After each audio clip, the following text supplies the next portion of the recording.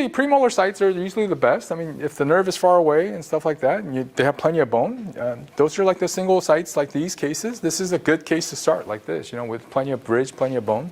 Those are the start. You have to start somewhere, right? You got to start somewhere. So you can't just, you have to jump in somewhere. But so these are like the easier cases that you want to start with, okay? You don't want to jump into like a sinus case on your first case. That's not the approach. Or like an anterior number 7, 8, 9, 10 case where the bone is like whatever, it's like not the best case. But so I mean, so the anatomy from we talked about the maxilla, the nerve, the sinuses, the concavity, and so you got to build up. You got to build up on your what you know. So there's still more.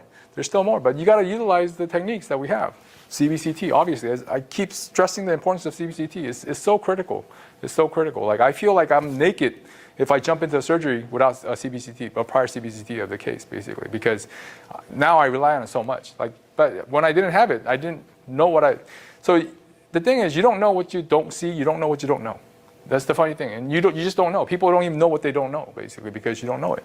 And so, it's one of those things where when you see it, it like opens your eyes. It opens your eyes to what like the whole new world of things, basically.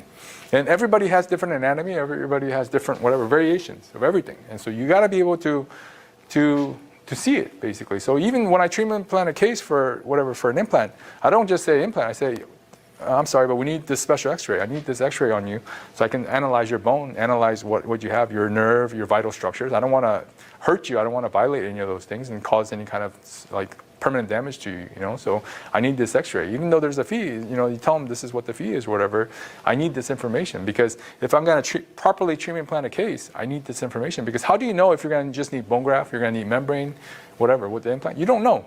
You just don't know. And as I said, use the tools of today. I mean, this is a casket by Hyacinth.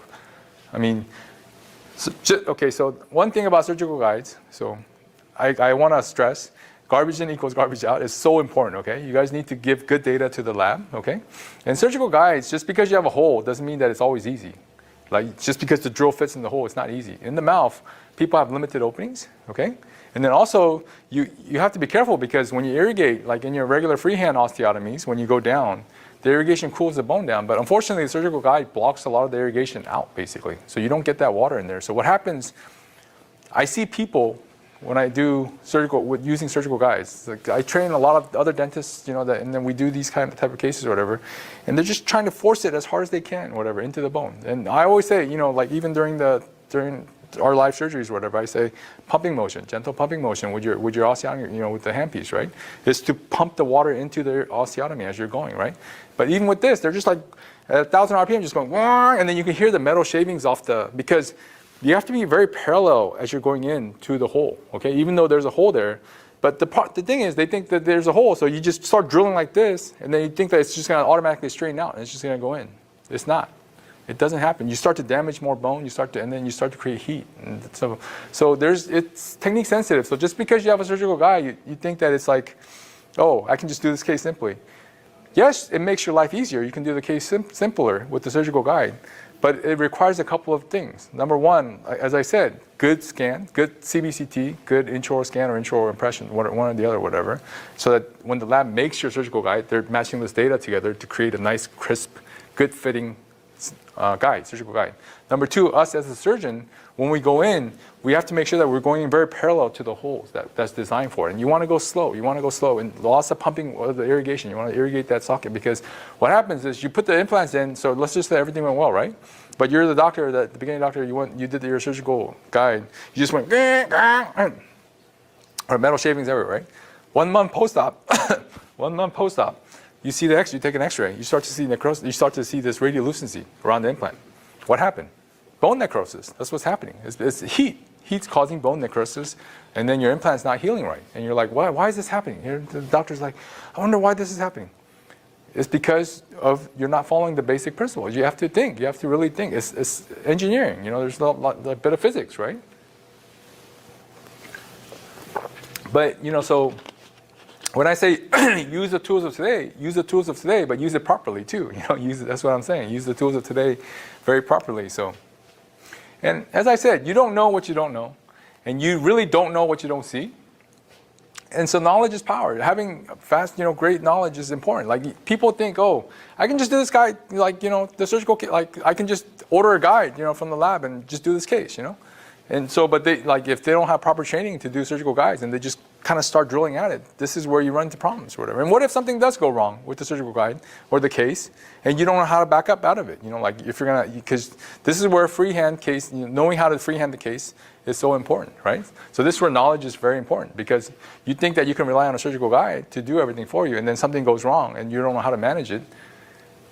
Crap happens every day. I mean, we have our good days, we have our bad days. You don't know. You never know. I mean, we deal with people. We deal with live people.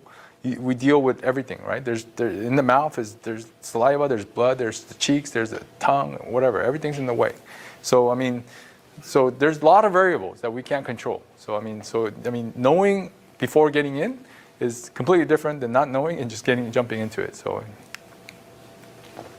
So, I mean, as I said, like checking the bone quality. This is very important.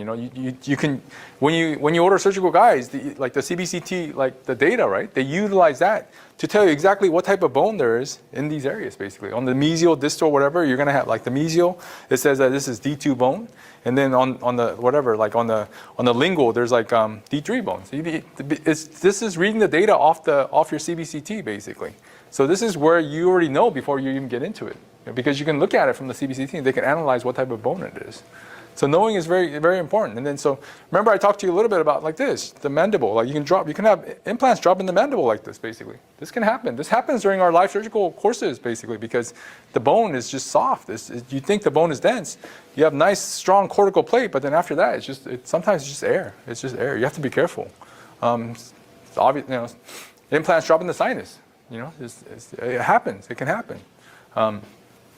How to manage it is it's a different story. You have to know how to do it if you're gonna just jump into it. So you don't really want to just jump into stuff. That's why start taking baby steps. Nobody learns how to walk right away, right? You got to learn how to crawl before you walk, right? So we got to learn how to crawl first, and then we start to walk basically, right?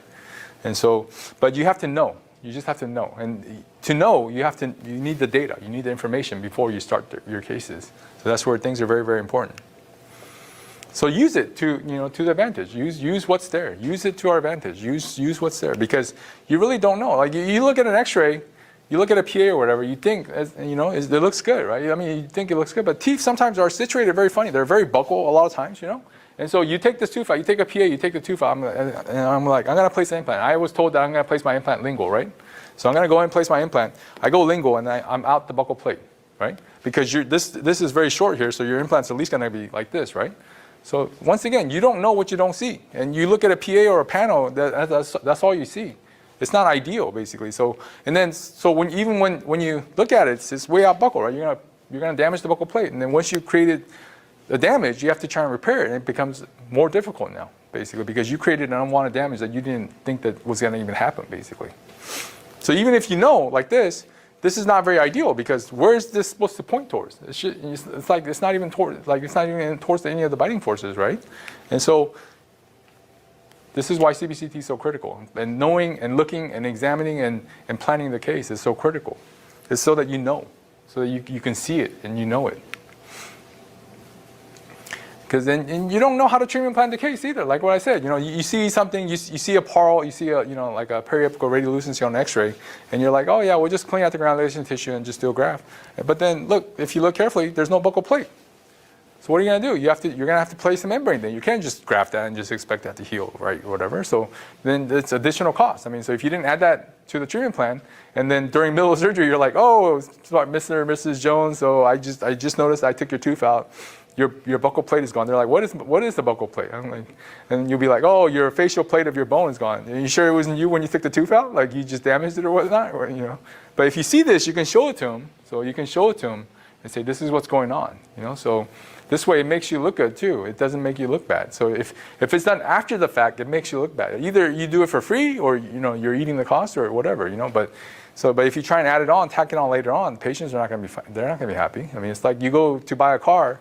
Whatever, and you were told that it's going to be $50,000 for a car, or whatever, and then all of a sudden you come out and you're like, oh, your car's going to be $70,000. They're like, where did that come from? It's like it's not fun, right? So you have to know. You have to know. But so couple of things that we always want to keep in mind, okay? So